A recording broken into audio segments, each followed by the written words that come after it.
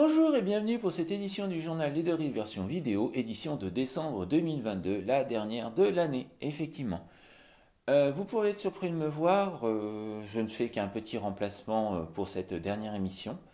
Oui, maintenant que je suis détaché de mes obligations envers la municipalité, ça me permet de revenir, mais je vous rassure, ce n'est que temporaire, puisque pour des raisons de santé, je vais un peu m'éloigner. Mais revenons à nos moutons, entre guillemets, et parlons du journal édition de décembre 2022.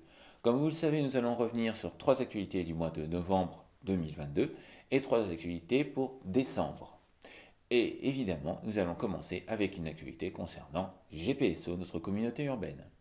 C'est parti! Débat autour de GPSO à la péniche. La pression fiscale est-elle une fatalité intercommunale?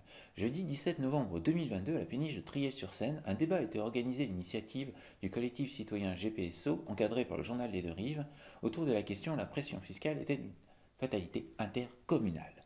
En parlant de pression fiscale, on fait référence évidemment à la taxe foncière qui a été votée en février 2022 par la communauté urbaine et qui apparaît sur nos fiches d'impôt, évidemment, en cette fin d'année. Alors, élus et citoyens ont échangé autour de cette question. Le débat est à retrouver sur la Web TV 2R en intégralité, puisque nous l'avons filmé en HD, donc vous pouvez regarder et vous informer sur la question.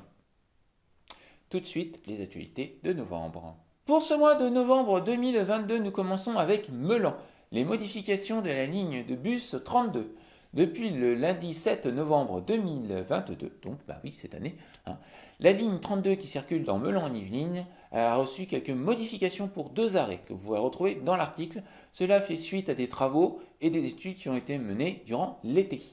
On continue avec Estelle Dumas, coup de bulle 2022 pour Des bombes et des hommes au salon de la BD.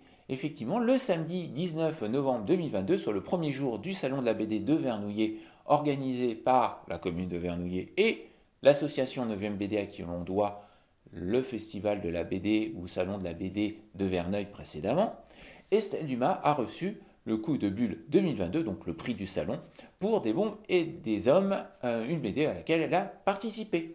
On a profité pour faire un tour du salon, évidemment, donc il y a plein de détails et plein d'informations à retrouver, dont deux vidéos, reportages sur ce salon. On termine avec plus de 500 inscrits au casting The Clamp Models au Muro 2022. Le samedi 19 novembre 2022 a été organisé un casting pour la troisième fois au Muro par l'agence The Clamp Models, une agence internationale de mannequinat qui cherchait des nouveaux visages. Plus de 500 personnes se sont présentées aux ateliers du Moulin au Muro, battant le record de l'année précédente qui était de plus de 300. Même des Américains sont venus. Et ouais. Tous les détails de cet article et des deux autres que je viens de vous présenter sont à retrouver dans le journal Les Deux Rives, les nouvelles numéros et la Web TV 2R. Le mois de décembre, évidemment, s'ouvre avec le Téléthon. Du coup, on va parler du Téléthon à Évêquemont. Le trail à mystère à Évêquemont pour le Téléthon. Dimanche 4 décembre 2022 est organisé le parcours du Téléthon d'Évêquemont.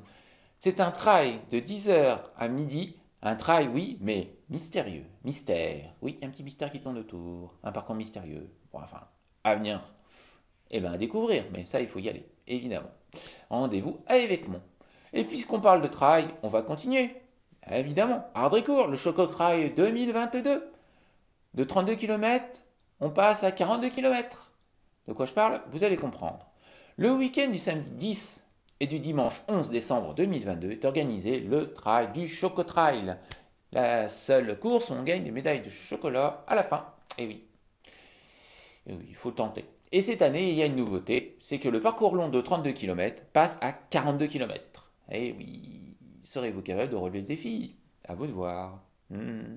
Et on termine avec réunion publique du collectif République autour de l'éducation. Le samedi 10 décembre, à la médiathèque, de 15h à 17h, est organisée une réunion publique autour de la question de l'éducation par le collectif République, dont le président est M. Papawali Danfaka, maire adjoint au Muro. Tout de suite, on passe aux vidéos du mois de novembre. Nos quatre émissions reportages à découvrir ou à redécouvrir pour ce mois de novembre 2022, et on commence tout de suite avec du sport. L'Olympique Football Club des Mureaux qui a affronté le Blanc-Ménil, donc on a fait un petit reportage, parce qu'en plus ils ont gagné. Le prochain match de l'OFCM, l'Olympique Football Club des Mureaux, pour ceux qui ne seraient pas au courant, c'est le 4 décembre si je ne me trompe pas, et vérifiez l'heure et le lieu. On continue avec les Lycans, le club de football américain des Mureaux qui a affronté les Quarks pour un match de pré-saison. Match qu'ils ont gagné. Je vous rappelle que la saison commencera sûrement en début 2023 pour le football américain murriotin. On continue avec l'ouverture du Quick, le nouveau Quick des Mureaux sur le centre commercial Espace qui a ouvert le 24 novembre. Il y a déjà du monde, donc c'est bien. Hein, je vous rappelle que c'est la deuxième fois qu'un Quick est construit aux Mureaux. Le premier avait fermé assez vite malheureusement, mais c'était il y a longtemps déjà. On espère que celui-là fonctionnera bien. On termine avec un zoom de Zer d'Antonio Garcia, un des dirigeants de Andy Val-de-Seine, qui est venu nous parler d'Andy Val-de-Seine, de cette institution intercommunale qui a des projets pour l'avenir. Et notre dossier vidéo de ce mois, c'est tout simplement, pour distraire un peu pour cette fin d'année, un retour sur les pauses geeks du mois de novembre, puisque au mois de novembre, on en a fait pas mal. On commence avec Paris Games Week, le grand retour du salon du jeu vidéo à Paris, le salon de la BD de Vernouillet, comme je vous en ai parlé tout à l'heure, on a fait une pause geek dessus pour parler un peu de tout ça. Hein, on a rencontré pas mal de monde, c'était super sympa, surtout super grand cette année. Et on termine avec le salon du jeu qui s'est tenu à Epita, une première édition à laquelle nous étions invités, donc nous avons fait un petit tour et on espère qu'il y en aura d'autres. Tout de suite, la conclusion. Pour conclure cette dernière édition de l'année 2022, et oui, décembre, dernier mois de l'année, donc après ce sera janvier, nous allons revenir sur les fêtes de fin d'année, puisque beaucoup de communes sont en train de les préparer. Vous avez pu voir qu'il y a déjà beaucoup de décorations un peu partout qui commencent à s'installer. On a des échos des Mureaux, on a des échos de Verneuil, de Triel, qui sont en train de préparer des choses aux alentours du 17 décembre. Donc vous aurez beaucoup plus d'informations directement dans nos journaux, évidemment. D'ailleurs, le samedi 17 décembre, je vous invite à la deuxième foire au disque organisée au centre commercial Espace dans la galerie marchande. La première édition, nous avions fait une petite vidéo, donc si vous voulez voir un peu à quoi ça ressemble, replongez-vous dedans dans la web TV de Zer, vous retrouverez facilement le reportage. Sinon, évidemment, comme je vous l'ai dit durant ce journal, le mois de décembre s'ouvre avec le Téléthon. Donc, du 2 au 4 décembre, c'est le Téléthon, donc n'oubliez pas de faire un don. Quant à moi, je vous dis peut-être à l'année prochaine, mais pas tout de suite, puisque pour les raisons qui m'ont fait arrêter la municipalité, j'ai besoin de me reposer, j'ai besoin de m'occuper de ma famille pour de bonnes choses et de mon travail qui évolue. Voilà, c'était les raisons pour lesquelles je suis parti, et elles ne sont absolument pas politiques. C'était une bonne expérience, mais il y a des raisons qui l'emportent. Voilà, c'est tout ce que je dirais.